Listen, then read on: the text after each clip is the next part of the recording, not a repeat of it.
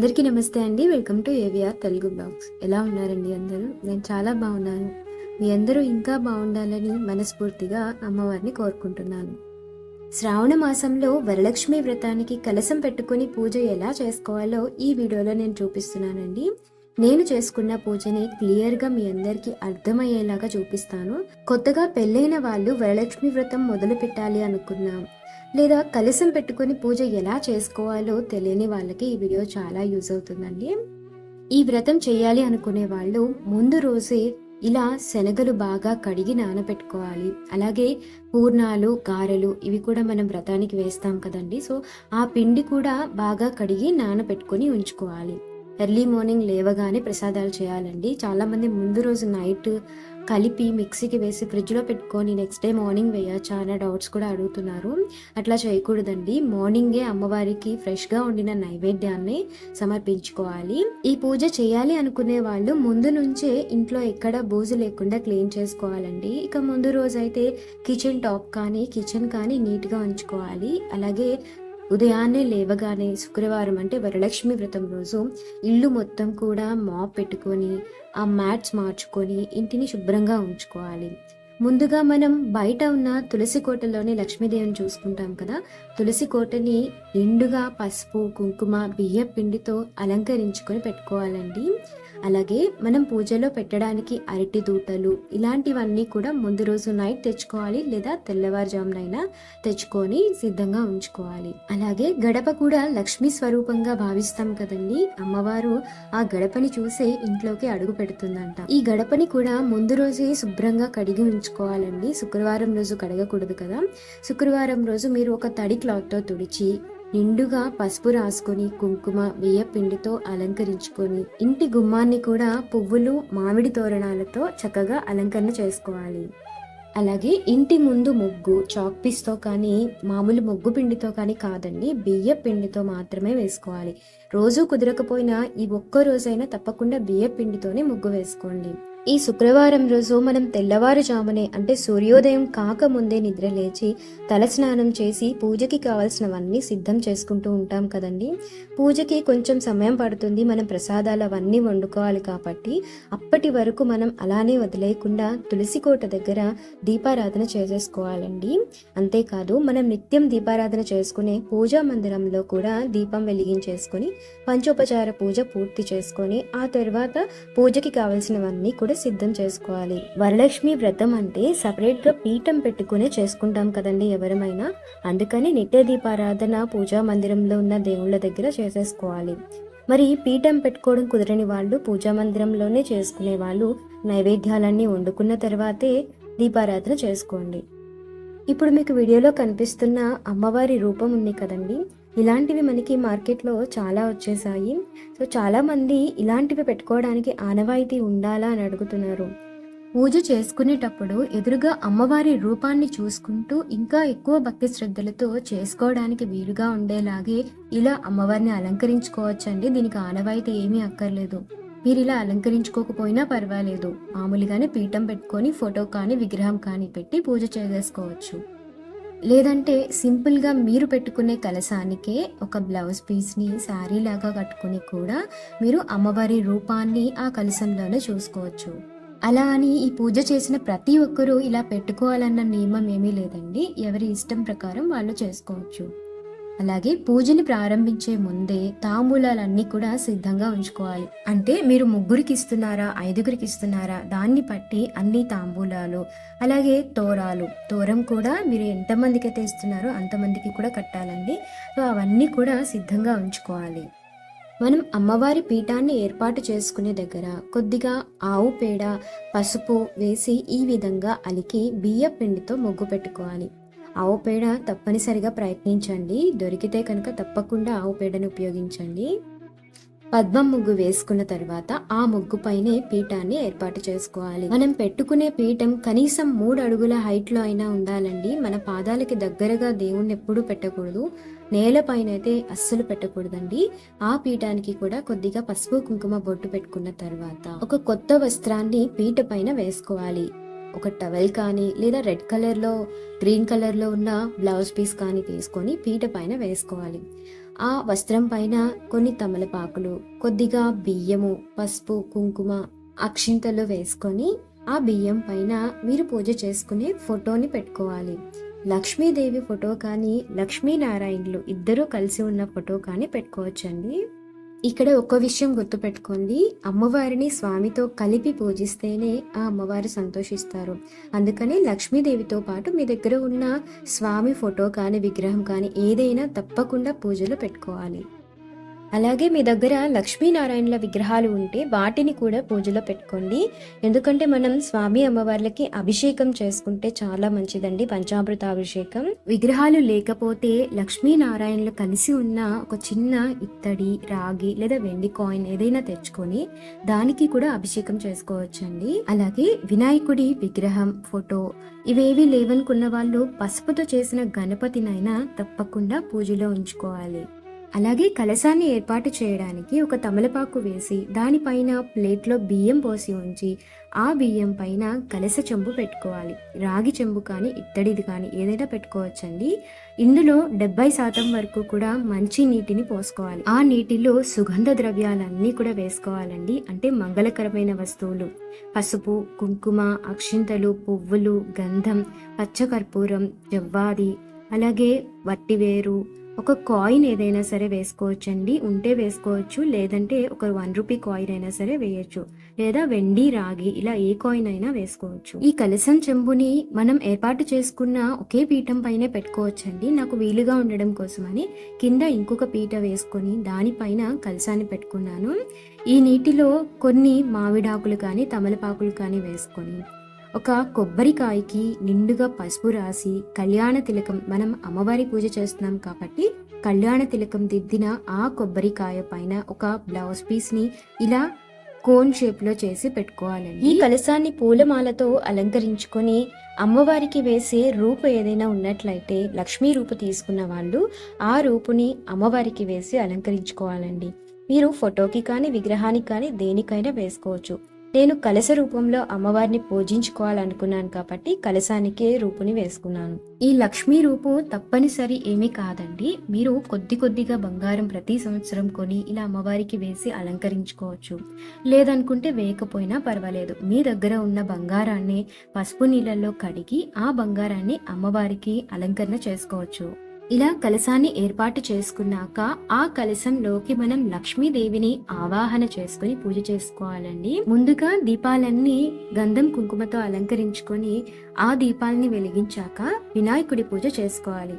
ఇక్కడ వినాయకుడికి షోడశ ఉపచారాలు తప్పకుండా సమర్పించాలండి. ఎందుకంటే మనం వ్రతం చేస్తున్నాం కాబట్టి శుక్లాం వరదరం శ్లోకం ఒక్కటే చదవడం కాదు, ఆ స్వామికి 16 ఉపచారాలు కూడా సమర్పించుకున్న తర్వాత వినాయకుడి దగ్గర అక్షింతలు తలపైన వేసుకొని ఆ స్వామి ఆశీర్వాదం తీసుకుని పూజ నిర్విఘ్నంగా జరగాలి అని నమస్కరించుకొని అప్పుడు లక్ష్మీనారాయణని పూజించుకోవాలి. ఇక్కడ పూజ అంటే వరమహాలక్ష్మి అమ్మవారికి 16 ఉపచారాలను సమర్పించుకోవడమేనండి. ఆ పూజ ఎలా చేసుకోవాలో నేను ఆల్రెడీ మన ఛానల్లో వీడియో పెట్టాను, అది చూస్తే మీకు క్లియర్గా తెలుస్తుందండి.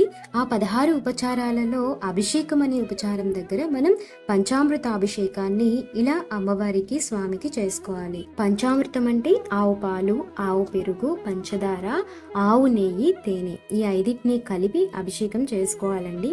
విగ్రహాలు లేని వాళ్ళు ఎలా చేసుకుంటారు, వాళ్ళకి వీలు పడదు కదా.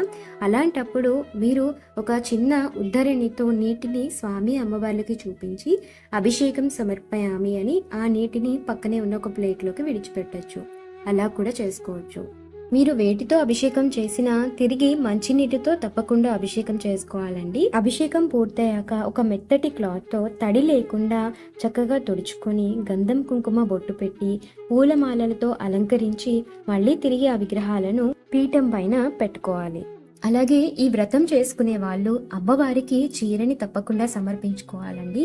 చీర మాత్రమే కాదు, చీర పైన ఇలా అలంకరణకి సంబంధించినవన్నీ కూడా ఉంచి అమ్మవారికి తాంబూలం సమర్పయామి అనే ఉపచారం వచ్చినప్పుడు ఆ తల్లికి సమర్పించి అమ్మవారి దగ్గర ఉంచాలి.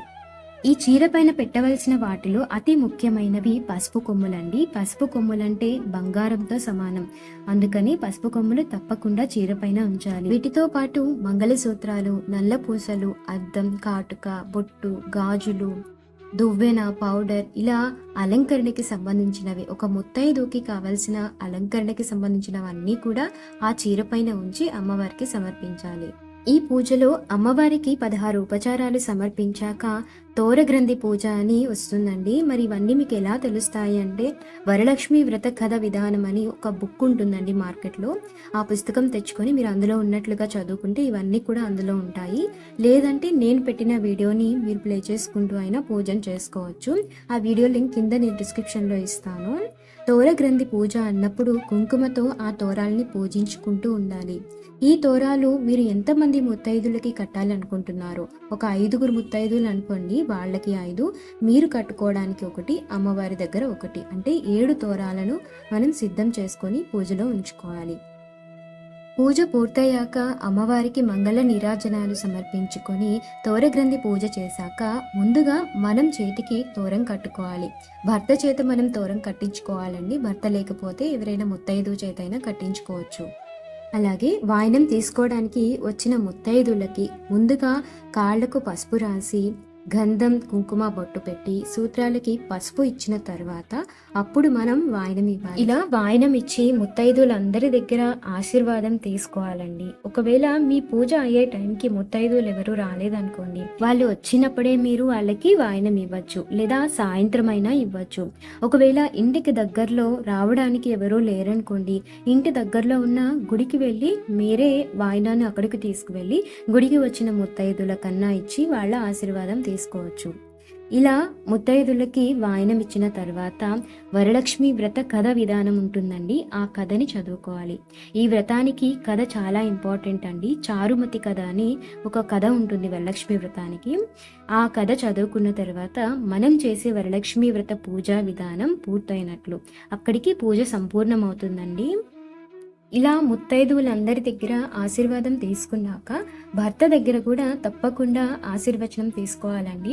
ఒకవేళ మీరు పూజ చేసే సమయానికి అందుబాటులో లేకపోతే సాయంత్రమో ఈవినింగ్ వచ్చిన తర్వాత అయినా సరే వాళ్ళ దగ్గర తప్పకుండా ఆశీర్వాదం తీసుకోవాలి. మీరు తాంబూలం తీసుకోవడానికి ఇంటికి పిలిచిన ముత్తైదులకి భోజనం పెట్టాలి అనుకుంటే పెట్టొచ్చండి, తప్పనిసరి ఏమీ కాదు. ఒకవేళ మీరు తాంబూలం ఇచ్చి వాళ్ళని పంపించవచ్చు, లేదా అమ్మవారి కోసం వండిన నైవేద్యాలలో ప్రసాదంగా ఏవైనా కొంచెం పెట్టొచ్చు.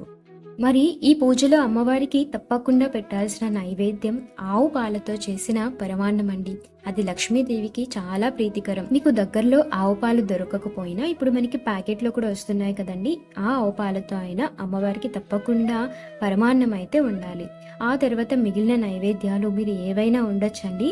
9 రకాలే ఉండాలి లేదా 5 రకాలే ఉండాలి, ఇలాంటి నియమం ఏమీ లేదండి. మీరు బయట నుంచి కొని తెచ్చినవి కాకుండా మీ చేత్తో అమ్మవారికి ప్రేమతో ఒక పరమాన్నమే నైవేద్యంగా వండి అయినా సరే ఈ పూజను చక్కగా చేసుకోవచ్చండి. ఇక్కడ మనం ఎంత ఆర్భాటంగా పూజ చేసుకున్నాం అనే దానికన్నా ఎంత భక్తి శ్రద్ధలతో ఆ అమ్మవారి మీద నమ్మకంతో చేసుకున్నామా అనేది చాలా ఇంపార్టెంట్ అండి. ఇంకొక ముఖ్యమైన విషయం అండి, ఈ వరలక్ష్మి వ్రతం రోజు ఎక్కువ మంది ఎన్ని రకాల నైవేద్యాలు తప్పకుండా వండాలి అని ఆ వంటగదిలోనే ఎక్కువసేపు ఉండి పూజ దగ్గరకు వచ్చేసరికి డెకరేషన్ బాగా ఉండాలని ఆ డెకరేషన్ కోసం కూడా ఎక్కువ సమయం కేటాయించి పూజ మాత్రం జస్ట్ కొంచెం టైంలోనే స్పీడ్గా శ్రద్ధ లేకుండా హడావిడిగా చేసేస్తూ ఉంటారండి. మనం ఎన్ని రకాలు వండినా ఎంత బాగా అలంకరించుకున్నా అమ్మవారి పూజ చాలా చాలా ఇంపార్టెంట్ అండి. మన పూజకి ప్రతిఫలం వచ్చేది ఆ అమ్మవారికి మనం చేసుకునే స్తోత్రాలు, ఆ అమ్మవారికి సమర్పించుకునే ఉపచారాల పట్టేనండి. సో శ్రద్ధగా మీరు సింపుల్గా చేసుకున్నా లేదా ఆర్భాటంగా చేసుకున్నా, ఎలా చేసుకున్నా సరే పూజ మాత్రం చాలా ఇంపార్టెంట్. ఇది మాత్రం అందరూ గుర్తుపెట్టుకోండి. ఈ పూజ ఉదయం మాత్రమే కాదండి, సాయంత్రం కూడా చేసుకోవాలి. శుక్రవారం రోజు మనం పీఠం కదపకూడదు కాబట్టి ఆ పీఠం అలానే ఉంచుకొని సాయంత్రం 6 గంటల సమయం అవుతుందనగా మళ్ళీ మనం స్నానం చేసి పూజ చేసుకోవాలి. సాయంత్రం కూడా 16 ఉపచారాలతో చేసుకోవచ్చండి. ఒకవేళ కుదరకపోతే అమ్మవారికి సంబంధించిన అతి ముఖ్యమైన స్తోత్రాలు, ఆర్థిక ఇబ్బందులు తొలగించే స్తోత్రాలు, కనకధార, శ్రీ సూక్తం ఇలాంటి స్తోత్రాలు చదువుకొని సాయంత్రం కూడా అమ్మవారికి పూజ చేసుకోవాలి. ఇలాంటి ప్రత్యేకమైన పూజలు వ్రతాలు చేసినప్పుడు అందరూ ఎక్కువగా అడిగే డౌట్ ఏంటంటే మధ్యాహ్నం సమయంలో నిద్రపోవచ్చా? ఇది చాలామంది అడుగుతారండి. మామూలుగా శాస్త్ర ప్రకారం అయితే మనం ఉపవాసం కానీ, లేదా ఇలాంటి ప్రత్యేకమైన వ్రతాలు లాంటివి చేసినప్పుడు మధ్యాహ్నం సమయంలో నిద్ర పోకూడదు అనే చెప్తారు. కానీ మనం ఇంట్లో పనులన్నీ ఒక్కళ్ళే చేసుకోవాలనుకునే వాళ్ళు తెల్లవారుజామున ఎప్పుడో లేచి ఉంటారు కదా! సో, అలా లేచిన వాళ్ళు మళ్ళీ సాయంత్రం శ్రద్ధగా అమ్మవారికి పూజ చేసుకోవాలి అంటే అంత ఓపిక లేనప్పుడు స్తోత్రాలు అవన్నీ కూడా మనసు పెట్టి చదవలేము అనుకునే వాళ్ళు మధ్యాహ్నం పడుకోవచ్చండి. సూర్యాస్తమయం అయ్యే లోపే నిద్రపోయి మళ్ళీ లేచి స్నానం ఆచరించి అప్పుడు అమ్మవారికి పూజ చేసుకోవచ్చు. నిద్రపోవడం వల్ల తప్పేమీ లేదండి. ఆ నిద్ర కూడా మనం అమ్మవారికి సాయంత్రం కూడా ఇంకా ఎక్కువ భక్తి శ్రద్ధలతో పూజ చేసుకోవడం కోసమే కాబట్టి మధ్యాహ్నం కూడా నిద్రించవచ్చు. ఇక నెక్స్ట్ డే అంటే శనివారం ఉదయం పీఠాన్ని కదిపే ముందే అన్నం వండి ఆ తొలికుండా అన్నాన్ని కొద్దిగా తీసుకొని అందులో పెరుగు కలిపిన నైవేద్యాన్ని అమ్మకి చూపించి అప్పుడు మనం పీఠాన్ని కదుపుకోవాలండి. ఇందులో ఉప్పు వేయకూడదు. వాడిన అన్నం కాదండి, వేడివేడిగా అప్పుడే వండిన అన్నం చల్లారపెట్టి ఆ అన్నంలో పెరుగు కలిపి అమ్మవారి దగ్గర ఉంచి మీరు ముందు రోజు చేసిన దీపాలన్నీ తీసేసి ఏదైనా ఒక్క దీపాన్ని ఉంచుకొని అందులో వత్తి మార్చి కొద్దిగా నూనె కానీ నెయ్యి కానీ వేసి దీపాన్ని వెలిగించి ఒక 5 ఉపచారాలు నిన్న చేసినట్లుగా పూర్తి పూజా విధానం కాకపోయినా సింపుల్గా ధూపం, దీపం, నైవేద్యం, మంగళహారతి, ప్రదక్షిణ ఈ 5 ఉపచారాలు సమర్పించి అప్పుడు మనం పీఠాన్ని కదుపుకోవాలండి. ఈ పెరుగన్నం కూడా ఎందుకు నైవేద్యం పెడతారంటే ఆ తల్లి చల్లగా దీవించి వెళ్ళి రావాలి అని మనం మనసులో కోరుకుంటూ ఈ పెరుగన్నాన్ని అమ్మవారికి నైవేద్యం పెట్టాలి. మరి దీపం పెట్టేటప్పుడు ముందు రోజు పూజలో చేసిన పువ్వులన్నీ తీసేయాలా అని డౌట్ కూడా చాలామంది అడుగుతారండి. ఇక్కడ నేను కలశము ఇవన్నీ కూడా పూలు తీస్తే కదిలిపోతాయని చెప్పి నేను తీయలేదండి. మీకు తీసే వీలుంటే పూలు తీసి నెక్స్ట్ డే మార్నింగ్ దీపం పెట్టుకోవచ్చు. అలాగే ఎక్కువగా అడిగే ఇంకొక డౌట్ ఏంటంటే మనం వెలిగించిన దీపం పూర్తిగా కొండెక్కిన తర్వాతే పీఠాన్ని కదపాలా అని కూడా అడుగుతారండి. పూర్తిగా కొండెక్కకపోయినా పర్వాలేదండి, మనం పీఠం కదిపేసుకోవచ్చు. ఈ ఉపచారాలు సమర్పించుకొని అమ్మకి హారతి ఇచ్చిన తర్వాత మీరు ఎందులోకైతే లక్ష్మీదేవిని ఆవాహన చేసుకున్నారో ఆ అమ్మవారి కలశాన్ని కానీ విగ్రహాన్ని కానీ ఫోటోని కానీ లేదా మొత్తం పీఠాన్ని కానీ అన్నిటినీ కూడా మనం 3 సార్లు ఈ విధంగా కలుపుకోవాలండి. వీడియోలో చూపిస్తున్నాను కదా, 3 సార్లు ఇలా పైకి కిందకి అంటూ పీఠాన్ని కదపాలి. నేనైతే పీఠం మీద పెట్టుకున్న విగ్రహాలు ఫోటో అన్నిటినీ కూడా కదుపుతున్నానండి. అలాగే పీఠాన్ని కూడా కదుపుతున్నాను. ఇంకొక డౌట్ ఏంటంటే మీరు నెక్స్ట్ డే ఇలా దీపం పెట్టేటప్పుడు పీఠం పెట్టే గదిలో చీపిరి పెట్టి తుడవకూడదండి. ఒక క్లాత్తో మొత్తం శుభ్రం చేసుకున్న తర్వాత అప్పుడు మీరు మామూలుగా పూజ ఎలా చేసుకుంటారో అలాగే దీపం వెలిగించి పూజ చేసుకొని అప్పుడు నైవేద్యం పెట్టి పీఠాన్ని కదుపుకోవాలి. ఎక్కువ మంది అడిగే డౌట్ ఏంటంటే కలశాన్ని పెట్టుకున్న వాళ్ళు కలశం పైన కొబ్బరికాయ ఏం చేయాలని అడుగుతారు. ఆ కొబ్బరికాయ కొట్టి ఆ నీటిని మనమే తాగేసి ఆ కొబ్బరి కూడా మనమే ప్రసాదంగా తినేయొచ్చండి. అలాగే కలశంలో పోసిన నీటిని ఇంటి మొత్తం కూడా నలుమూలలా చల్లుకొని ఇంట్లో ఉన్న అందరూ కూడా చల్లుకొని ఆ నీటిని ఏదైనా ఒక పచ్చని చెట్టుకి పోయాలి లేదా నదిలో అయినా సరే కదపాలి. ఇదండి ఇవాల్టి వీడియో. చూసారు కదా, ఈ వీడియో మీలో కొంతమందికైనా యూజ్ అవ్వాలి అని కోరుకుంటున్నాను. ఇంకా చూసిన తర్వాత మీకు నచ్చితే ఒక్క లైక్ ఇవ్వడం మర్చిపోకండి. మీరు చేసే లైక్ నాకు చాలా ఇంపార్టెంట్ అండి. అంతేకాదు మీరు లైక్ చేయడం వలన ఈ వీడియో ఇంకా కొత్త వాళ్ళకి కూడా సజెషన్ వెళ్తుంది, వాళ్ళకి కూడా ఈ వీడియో యూజ్ అవుతుంది. అంతేకాదండి నాకు కూడా యూజ్ అవుతుంది. అందుకని తప్పకుండా ప్రతి ఒక్కరూ లైక్ చేస్తారని కోరుకుంటున్నాను. అలాగే నా ఛానల్లో వీడియోస్ మీకు నచ్చితే సబ్స్క్రైబ్ చేసుకొని నన్ను కూడా సపోర్ట్ చేస్తారని కోరుకుంటున్నాను. ఆ శ్రీ మహాలక్ష్మి అమ్మవారి అనుగ్రహంతో అందరూ పూజ బాగా చేసుకోవాలని మనస్ఫూర్తిగా కోరుకుంటున్నాను. శ్రీమాత్రే నమః.